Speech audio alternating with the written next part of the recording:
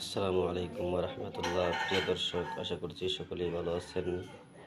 আপনাদের সম্মুখে প্রশ্নোত্তর পর্ব নিয়ে উপস্থিত হয়েছি। প্রশ্ন হচ্ছে, মুয়াজ্জিন সাহেব যখন আজান দেয় সেই আজানের জবাব দেওয়া কি অবশ্যই বাধ্যতামূলক? আজানের জবাব না দিলে কি গুনাহ হবে? এর উত্তর হচ্ছে, আজানের জবাব দেওয়ার জন্য নবীজি উম্মতদেরকে উৎসাহ প্রদান করেছেন। তবে আজানের জবাব যদি কেহ না দেয় তাহলে সে ব্যক্তি গুনাহগার হবে না। তবে আজানের সময় জিকির, আজকার, কোরআন তেলাওয়াত ইত্যাদি করতে পারবে, এত অসুবিধা নেই। তবে বেহুদা কথাবার্তা না বলিয়া আজানের জবাব দেওয়া সবচাইতে উত্তম।